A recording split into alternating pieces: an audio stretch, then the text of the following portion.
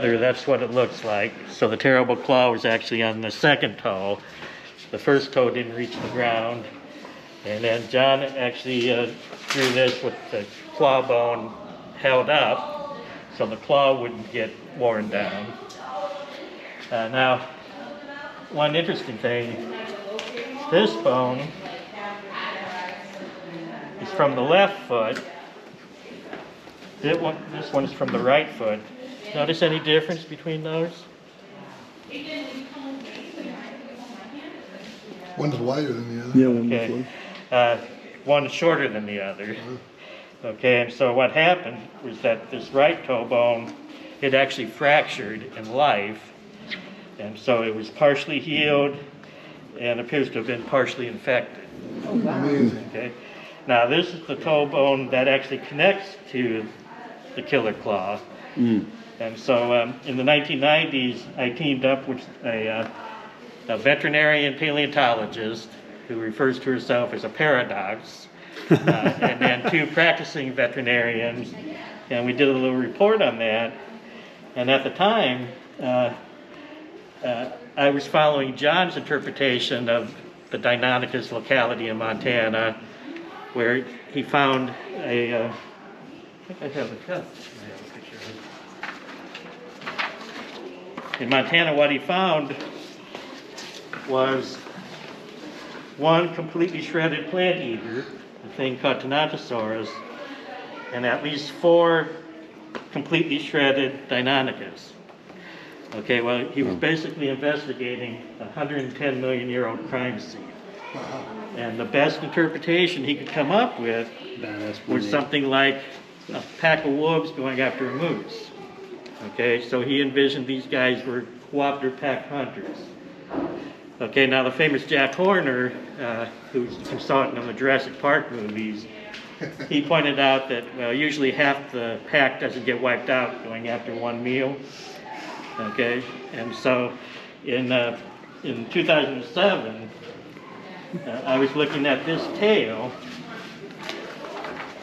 So Deinonychus, like all of us, had both a scientific first name and a scientific last name. We're all Homo sapiens. Well, John named this animal Deinonychus anteropus, and that horrible anteropus referred to the tail. And John envisioned the tail being pretty stiff, okay, and acting as a balancing pole like a tightrope walker. And he envisioned the animal actually leaping out on this camel-sized plant eater, kicking with its killer claw. It had grappling hook-like finger claws, and of course this Deinonychus would be bucking and trying to get this animal off of it, and the Deinonychus would counterbalance itself with that tail. Okay, now this particular tail is important for 2 reasons. One, if you laid all the pieces out together, it had a pretty strong curvature. And so the tail may have been a little bit more flexible than John envisioned. But the coolest thing, so these tails, what John thought stiffened them were these long bony rods that extended the length of 10 or 12 vertebrae. But if you look at this vertebra right here, and you flip over the other side, there's actually a Deinonychus finger claw. Oh, wow. On top of this tail vertebra. Oh, wow. But if you look really close, there's remnants of 2 of those bony rods crossing that finger claw. Okay, well, when I saw that, I realized that that claw wasn't just flipped on the tail vertebra, but was actually embedded in the tail.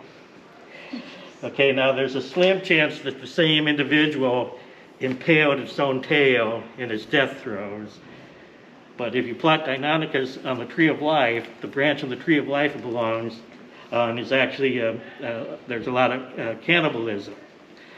And so I think that's evidence of intraspecific combat, okay?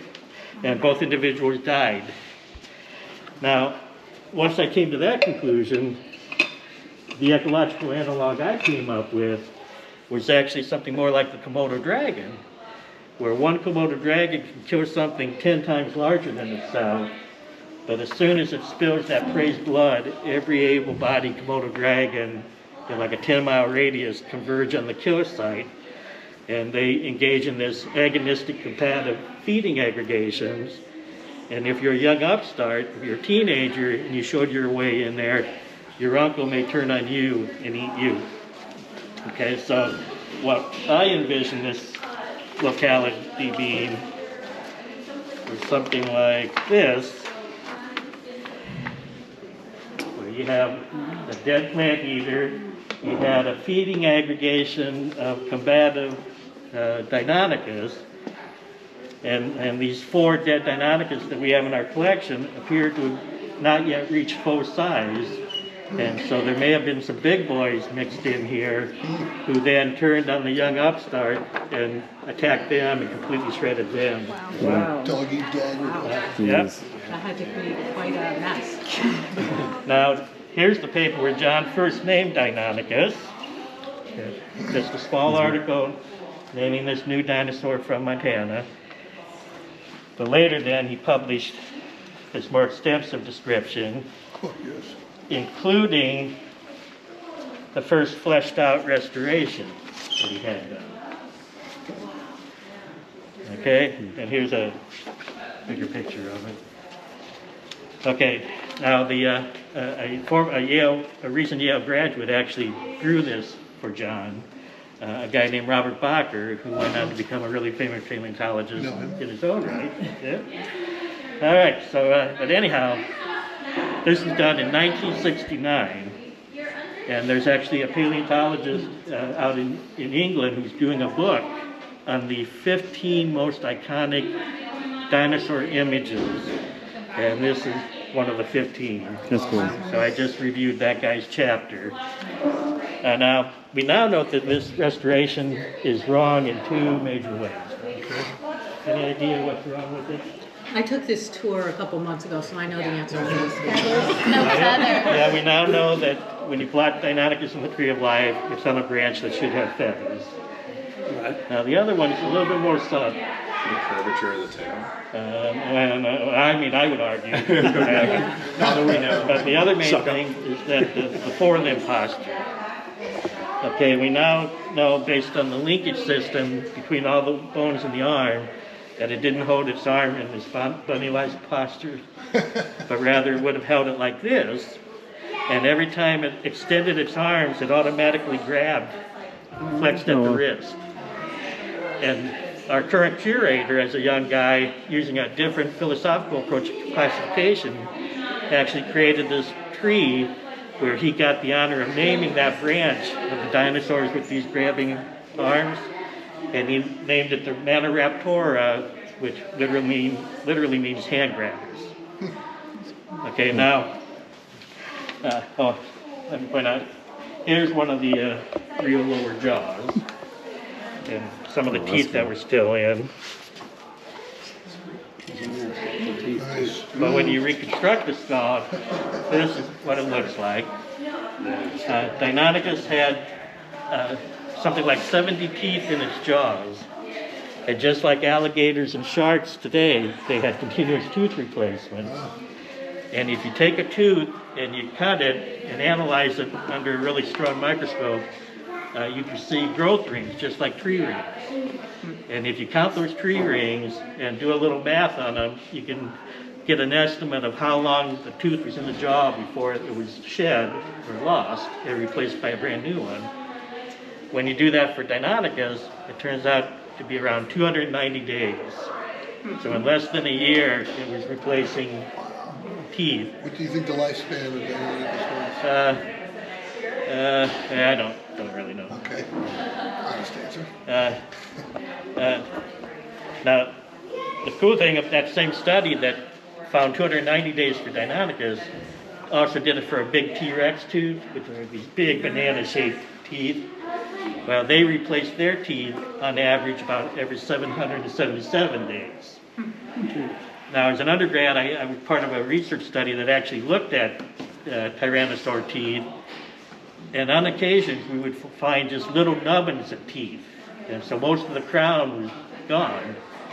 And so what we think happened there was that a T-Rex bit on a bone, shattered the tooth, but the tooth still had another year in the jaw before it'd be replaced. And so that may have been why T-Rex was such a tyrant, that on occasion he had a toothache for a year before it was finally It replaced. explains a lot. Okay, now I had the fortunate opportunity to actually describe a smaller Deinonychus from Oklahoma. So here was my paper. Now at this site in Oklahoma, something different happened. There were a bunch of those plant eaters, those Tenatosaurs, and one really small Deinonychus. Most of the Tenatosaurs were either fully complete, half complete, or like a third complete, but the little Deinonychus was completely shredded. And so what we think happened here, my interpretation of this crime scene, was that you had a mass death assemblage of these Tenatosaurs, either a drought or a flood. Deinonychus were feeding on it. A really young upstart got into the feeding aggregation, and its uncle turned on him and completely shredded him. It's interesting, both sites were Tenatosaurus. Tenatosaurus, John argued, was the favorite prey item of Okay. Deinonychus. Yeah.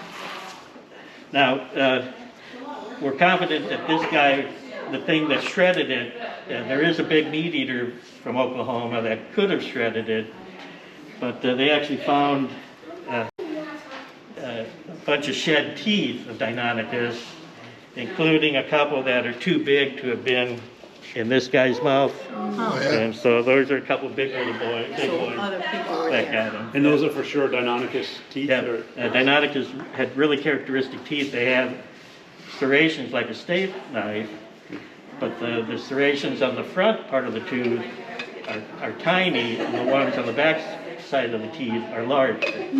So they're really diagnostic.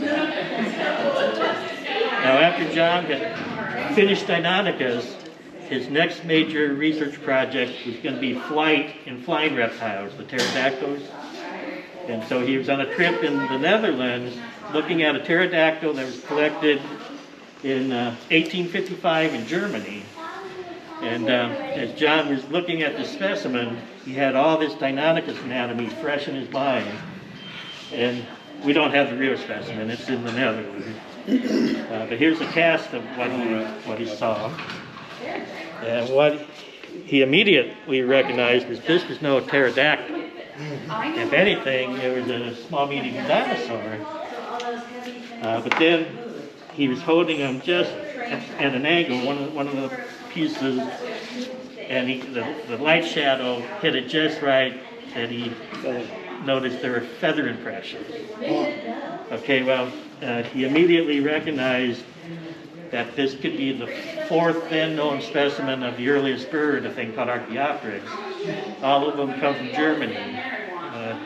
And so John used to tell students a story where he had a tug of war in his mind with an angel on one shoulder and a devil on the other shoulder.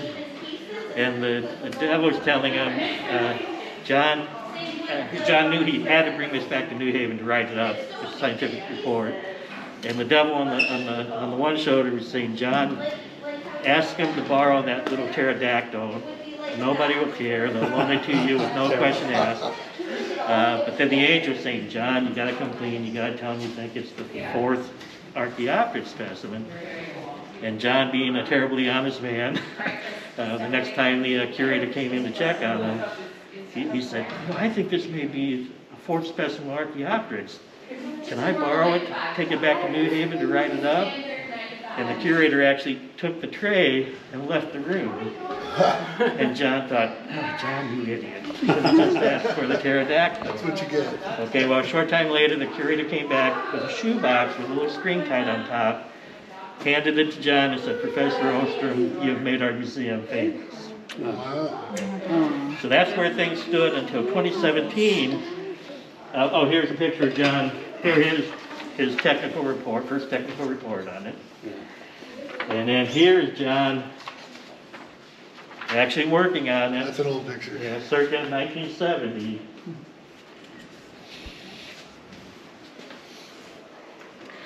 Okay, now in 2017, some European researchers took another look at all this Archaeopteryx material, and they actually decided that, starting in the late 1990s, feathered dinosaurs were being discovered in Asia. And one of them, one of the nice ones is called Anchiornis.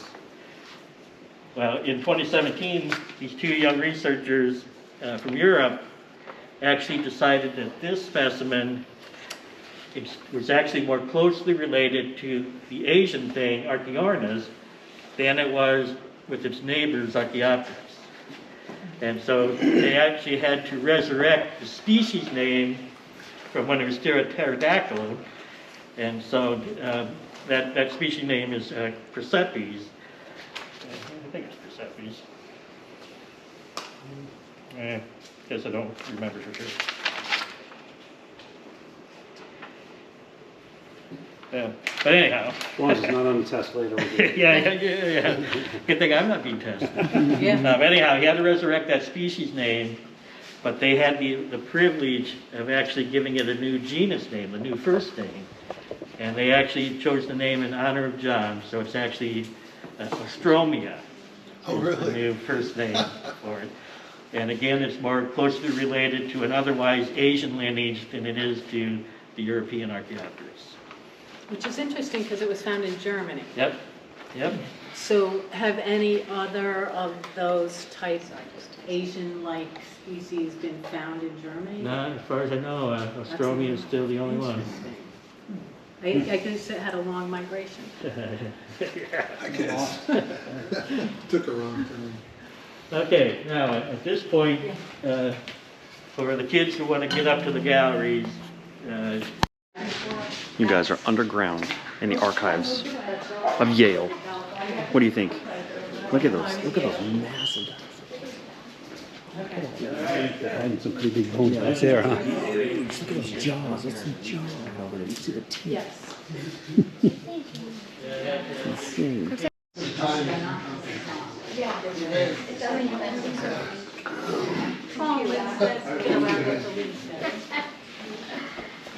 Wow.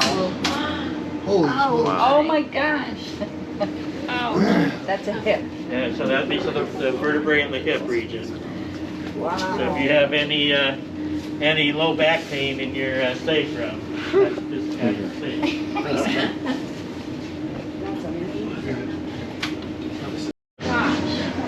That bone would connect Oh my gosh. Wow. with that shaft, and that shaft would connect with the part of the bone that connects in the hip. Really? So these three pieces connect together. Yep.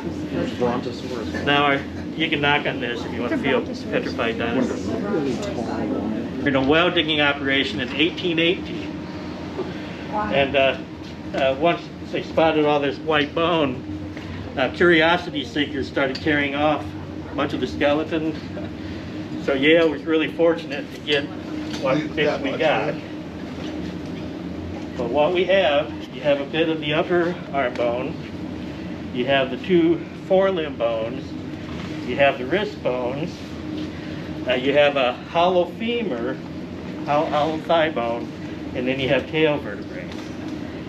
Now Yale's first professor of science, a guy named Benjamin Silliman, oftentimes when he acquired a specimen for the Yale teaching collection, he writes initials on it. So that's Benjamin Silliman's initials from 1818.